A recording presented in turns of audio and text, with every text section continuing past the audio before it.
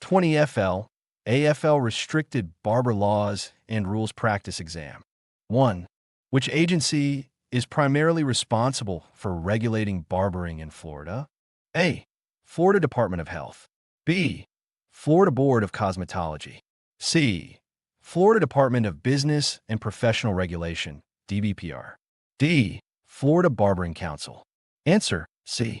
Explanation: the DBPR, through the Florida Board of Barbering, oversees barbering regulations and licensing requirements in Florida. 2. What is the first step in obtaining a restricted barber license in Florida? A. Passing a background check. B. Completing the required education and training.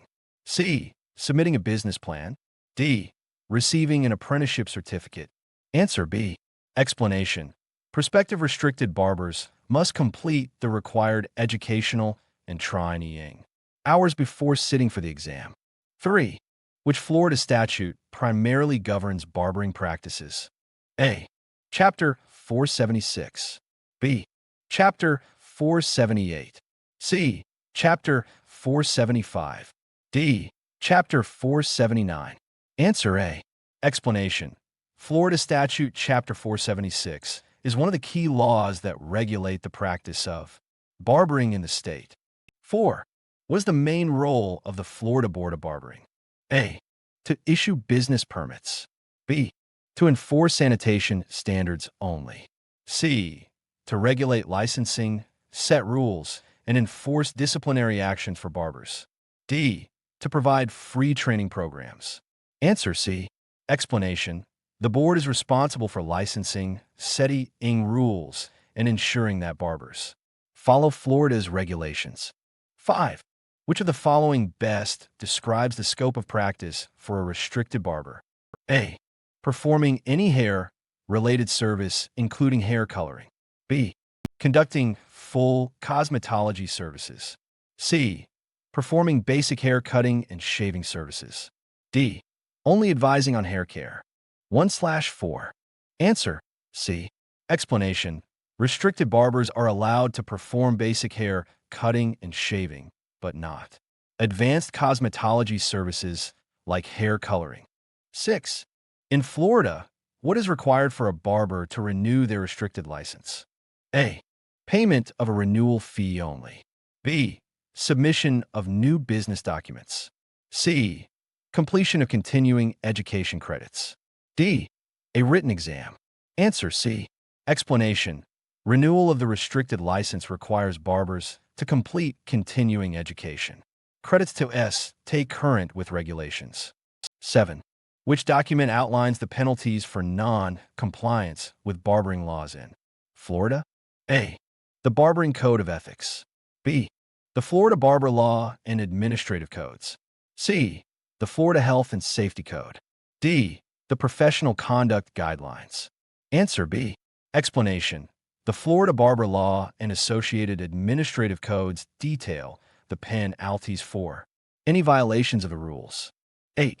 Which of the following is not a typical requirement for the restricted barber examination? A.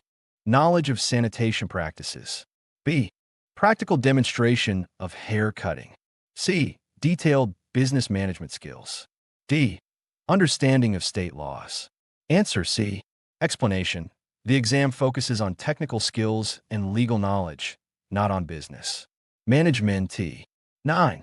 What does the term restricted barber refer to in Florida? A. A barber who is not allowed to work in a shop. B.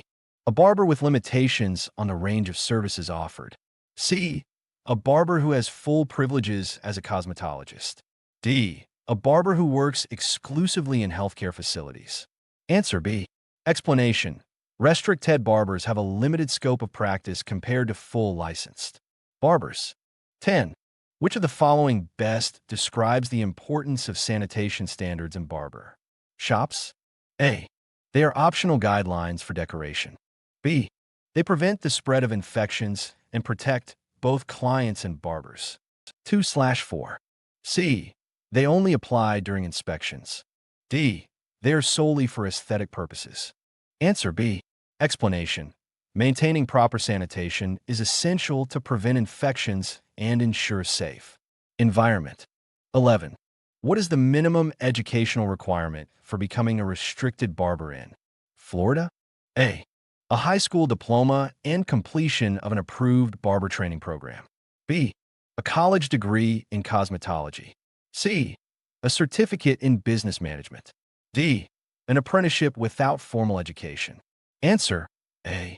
Explanation: applicants must have a high SHU-L diploma and complete an approved training program. 12. What type of training hours are required for a restricted barber license in Florida? A. 500 hours. B. 1,200 hours. C. A specific number is mandated by the DBPR. D. No formal hours, just an exam. Answer: C. Explanation: the required training hours are determined by the DBPR and can vary based on current regulations. 13. Which of the following services is a restricted barber legally allowed to perform? A. Perms and hair coloring. B. Hair cutting and beard trimming. C. Chemical skin treatments. D. Permanent hair straightening. Answer: B. Explanation: restricted barbers are permitted to perform basic hair cutting and beard grooming services. 14. What is the purpose of regular barbershop inspections? A. To issue new licenses. B.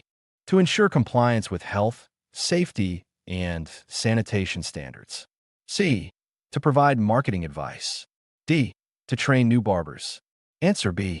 Explanation: inspections are carried out to verify that barbershops meet health, safety, and sanitation regulations. 15.